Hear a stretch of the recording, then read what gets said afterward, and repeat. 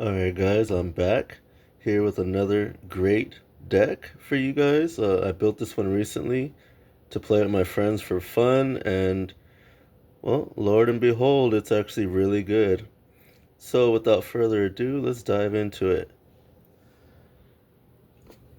So up here in the top left, we have none other than nunk'worn. One of my favorite creatures in the game. He was really, what's the word here, prevalent when the game was around. And so a lot of people built mixed tribe decks with this guy because he's really good and he can stall. And, if he can generate counters no matter what. His ability makes it so that he always Fluidmorphs, which is really good. So, usually in a mixed tribe deck, I like to include this guy as a fighter and secondary caster. Not bad at all. I have him with Torrent Krantz for Water 5. Since he makes all his attacks count as water, he does a little extra. So he'll do 5 more per attack. Very nice, very solid. Next to him, I am playing none other than aer'dak, equipped with a bi-motorcycle. If you don't know what aer'dak does, I've made a couple of videos for it already. I made an aer'dak deck. So basically, what it does is you get to 10 counters, you activate the ability, and it destroys all opposing creatures with range. So you combo this with bi-motorcycle, and you can pretty much set up an instant win by turn 10. Very strong, very solid card. She's able to fight. She has 60 health, and her other 2 abilities are really good as well. She can spend 3 to do 20 damage to target creature with Swift. This is really strong because your opponent plays bi-mower, so then that means that creature will have Swift.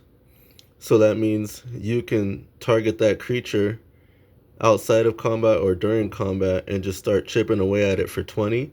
And it might make your opponent pop their bi-mower prematurely just to keep their creature safe, because usually you have a bi-mower like on a back row guy, like a support character. So they usually only have like 40 health. So this is really good. So you can make your opponent jump the gun and make some mistakes. So yeah, really good card. I have her in here.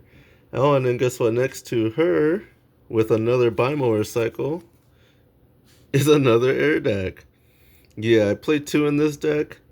It's not an aer'dak deck, but I play aer'dak in it to give me that option. So, before we get caught up and I start ranting on that, let's move on. With a weightless energy vessel in the middle row, I am playing Felfor of the Deep. So basically, this guy can start pushing and pulling your opponent out of position. He's a really good stall card. He'll push the fighters back. He can bring the supports forward. He'll just get your opponent out of position, and it's really good. And it helps you stall too. In the middle with the Corral Freshwater Shard, I am playing Roldoy. He's a Corral, Intimidate, Courage 30. He has Waterproof. I'm playing him because he has Waterproof. So, statistically, you're more likely to get the Waterproof than any of the other ones. So I play him for that reason. And then with the Freshwater Shard, he gets 25 more health. So he has 75 health. And then if they have water, he'll have 100 health because he gets 25 more. He intimidates Courage 30, which is really good because Courage is a valuable stat in this game, and it's one of the stats that a lot of strong creatures rely on. So intimidating the Courage 30 is really good. It can make them miss their stat checks. It can make them miss challenges. It can get you the initiative. It's really good. And then his secondary ability is he deals an additional 5 to Danian creatures. So that's really good as well. In the back with a weightless energy vessel, I am playing Cerulean the Song Thief. MVP, this card is so much fun once you start going. It requires a little startup, but this deck is very capable of stalling and getting you there. Roldoy can easily stall for 4 or 5 attacks. Your nunk'worn can easily stall for like 2 combats. And then your aer'daks, they're not necessarily for the stall, but they can still fight. So it's okay. Even if you lose one, it's not a big deal. You'll still have the second one generating counters. So you can still pull off that destroy all opposing creatures with range, which is just a bonus in this deck. It's not the main win condition, although it is one of the win conditions. So you have Cerulean back here. For 4 counters, she can dispel target non-Marillion Mugic, so she'll basically be negating. And for 5, you can play a Mugic card in your opponent's discard pile of any tribe without paying its Mugic cost. Then remove that card from the game. So it's really fun. You could do like Rhyme of the Reckless back to them. You can stasis them back once the game gets going. So Cerulean opens up a lot of really cool ways to play and counter your opponent. So, real quick before I get into the rest of what's going on here. It's not necessarily an aer'dak deck, but it plays aer'dak. This deck is, you want to stall, right? So you want to fight with Roldoi first, or you want to fight with nunk'worn first. And you want to Fluidmorph as many times as you can in that combat. So water attacks don't do a lot of damage. And particularly you'll see what I'm playing, and it'll make sense. So you want to get like 4 or 5 attacks on your first combat if you can, would be ideal. And what that does is you're gonna get your aer'dak loaded up. You're gonna get your other aer'dak loaded up. You'll get your Fel4 loaded up with some counters. Your Cerulean will have some counters.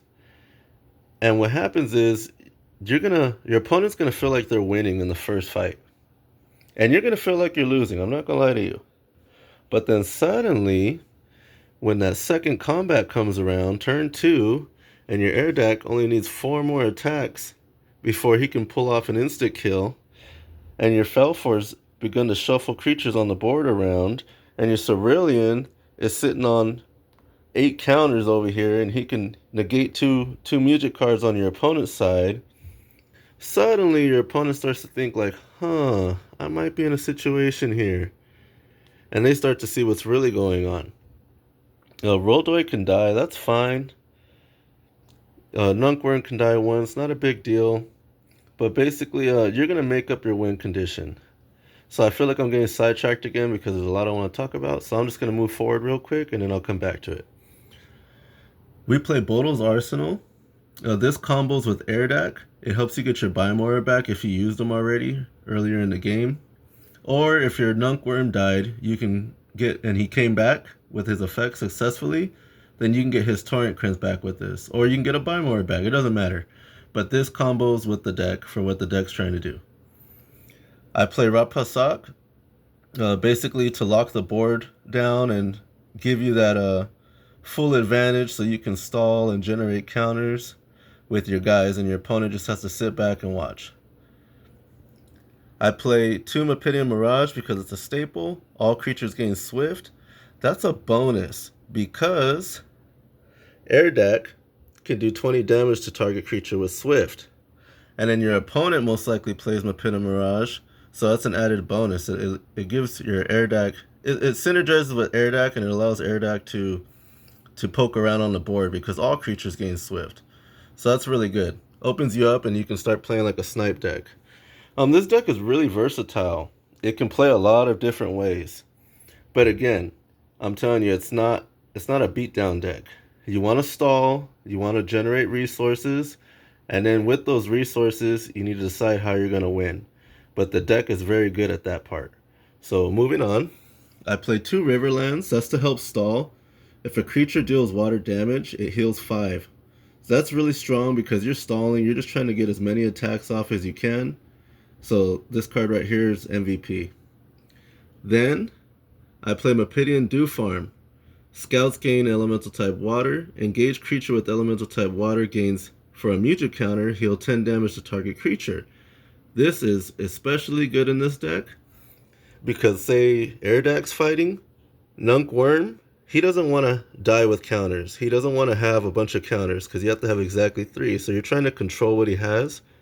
So you could use Mapitian Dew Farm and just spend his counters to heal your aer'dak or to heal your Roldoi. So it's really good. It's just another card that can help you stall with this deck very well. And again, you can spend the counters from anybody, so it doesn't just have to be nunk'worn, but I'm just giving you an example so you can understand the strategy. Moving forward, let's show the Mugics real quick. I play 2 Carnivore's Keening. Again, this is just for the stall.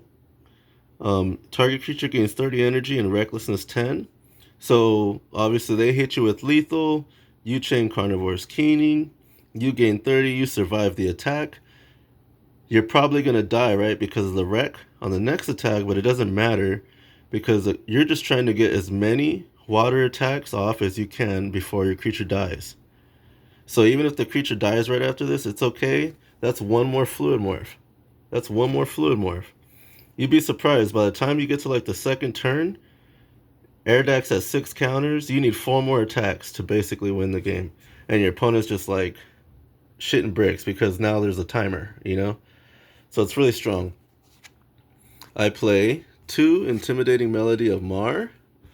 This has to be the best Mugic in the deck. I can't tell you how strong and versatile this card has been. It will make your opponent miss their stat checks. It will make your opponent fail their challenges. It will win you initiative. This card is so strong. It just playing it on your opponent's creature means like they lose like 5 to 10 damage per attack almost. This is a very strong card if you can understand what I'm saying. Super broken. I'm very happy with it. Like, I knew it was going to be good when I put it in, but then in practice and using it against my opponents, this card is very strong. Very strong. I play 1 Symphonic Polygic Mare Song. Mugic and activated abilities may not be played. This card is very strong and it's very good. You wait for your opponent to pop off and play a couple things on the stack, right? And then you chain that on top of everything, and it just negates the whole thing. It punishes bad play, if I could say that correctly. I'm stumbling, but anyways, very good card. I got a lot of good outcomes with it, so I'm gonna keep it. I know there's cheaper negation, but I like this card. I like what it does, and it's very good, and the 3 counters don't bother me.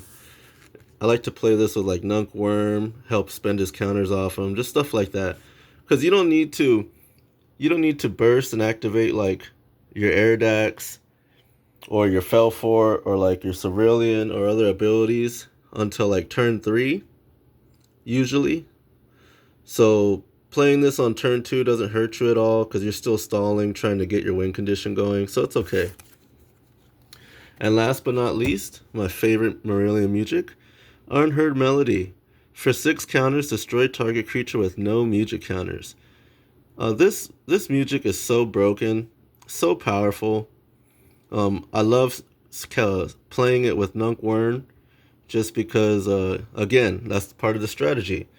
You know, you want to keep him at 3 Mugic counters or lower so that you can get his effect when he dies. So if you're like on turn 3 or whatever and nunk'worn's at like 9 counters, you can play 1 Unheard Melody. Not only do you instant kill whoever you were targeting, but you get the counters back down on your nunk'worn also. So it's just part of the strategy here, but it's all clean and cohesive. Everything here comes together. This is just one of those decks you need to like sit down and think out your strategies. Think about like how the turn's gonna go, how your opponent will react. You know, there's a lot of things that you kind of need to understand when you play this deck. So, Unheard Melody is going to instant kill 1 creature. At least 1 aer'dak is going to bimower at least 1 creature, so that's another instant kill. So that basically leaves you 1 combat that you need to win. But again, if you insta kill 2 of your opponent's strongest creatures, and Felfor is over here shuffling the board around, and you're moving their supports up and pushing their last fighter back, and you just start picking them apart. You just start eating up their supports, and you just save the fighter for last, your opponent will usually scoop anyways by that point.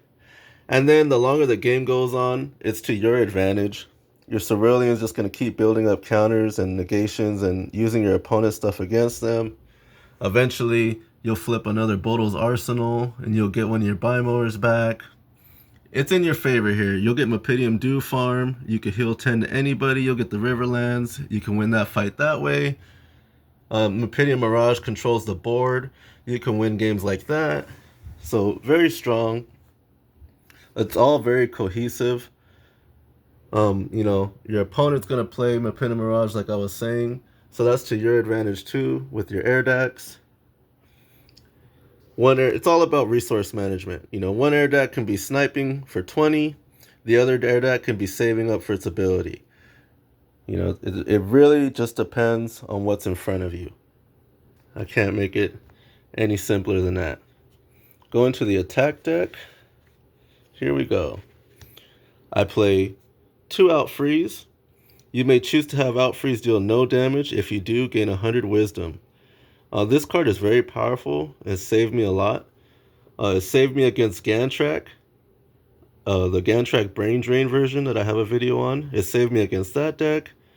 It saved me against Wise Guys because I was able to gain 100 wisdom and they couldn't do any damage to me anymore. Very strong. So I definitely recommend keeping those in here.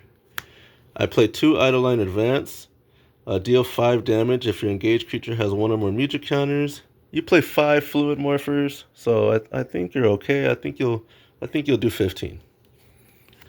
I play 2 Riptides, 10 damage and water. Opposing engaged creature loses 25 courage. Very solid. Courage is a very good stat to be reducing, and you can reduce your opponent's damage output. So it's very strong. You make them miss checks. I say it over and over. Flood Force for 15. Another Flood Force. Burning Rain, because you have to play zeros, does 5. Ghost Gouge does 15.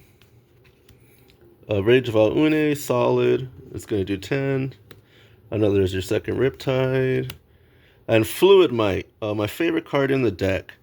It's a 3 build, does 15 damage. If a creature would gain a Mugic counter by dealing damage with Fluid Might, it gains an additional counter. So basically, all your creatures are going to double Fluid Morph when you play this attack. So it speeds things up. It helps your aer'dak get to 10 faster. It charges your Cerulean up faster. It charges Felfour up faster so you can start manipulating the board. Very good card. And it just everything in here synergizes. You gain more counters faster. You can play your Unheard Melody faster. You can play your insta-kill with aer'dak faster. Everything in here synergizes. Corral Crush, really good when you're fighting with Roldoi. There's a second Corral Crush. The second Fluid Might. Inner Flood, very strong card. Move counters around. So you can move your opponents around or you can move yours around. So Inner Flood, you can take a counter from nunk'worn and give it to aer'dak. And in nunk'worm, he has Torrent Crin, so he's going to still Fluid Morph and then move an extra counter over to the aer'dak. Get you there faster. Inner Flood, if your opponent's fighter has a counter, you can use Inner Flood to take the counter off of them, and then you can now kill it with the Unheard Melody. So just, things to look at and think about. There's your second out freeze, your second Burning Rain, second Rage of Al'Une, your second Eidolon, your second Ghost Gouge, and another Inner Flood. So yeah, this deck is very strong. Again, I don't think it's an aer'dak deck. I just think it's a really strong Fluidmorpher deck. Because it's not like 100%. The strategy isn't like all aer'dak. But I mean, call it whatever you want to call it, right? But all these pieces in here work together equally. Felfour, I can't talk about him enough. Very strong creature. Shuffle your opponent's board around, put them out of position, make their Bimowers useless. A very powerful card. Roldoi, he's the GOAT, allows you to stall comfortably. You can defend every Fluidmorpher in here, except for nunk'worn, but that's why I put it like that. Because I want nunk'worn to get picked on so he can fight, so he can stall. So that's why I have it set up like this, so that he defends everyone else. Cerulean, super broken card. Negate Mugics or cast your opponents. Very strong, very underrated ability. And once you get things going, it's almost unstoppable. Funny story.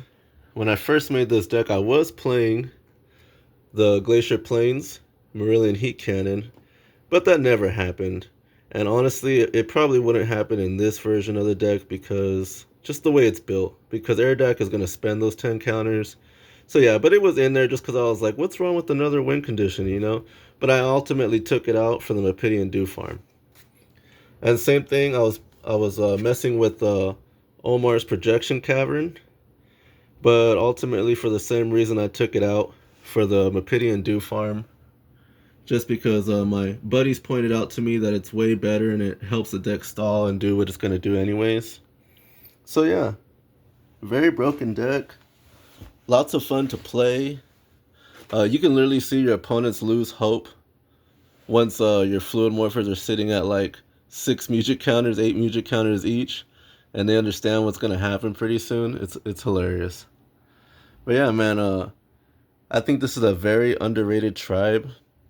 You know, a lot of people shied away. A lot of people shied away from playing Fluidmorphers because of Fluidmorphers Foe and cards like Hoon Pountanine, who punish you for moving Mugic counters and stuff.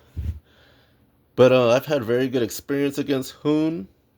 I've been able to play around Hoon comfortably. I have not tested against Nadra and Fluidmorphers Foe, but I can imagine that I'll still be able to play around it using some different strategies that this deck can do, like the deal 20 damage to target creature with Swift and stuff like that.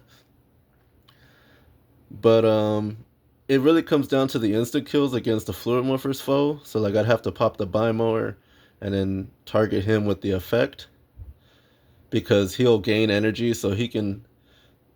But anyway, that's a whole nother conversation. But yeah, very fun deck to play. Me and my buddies think it's A tier.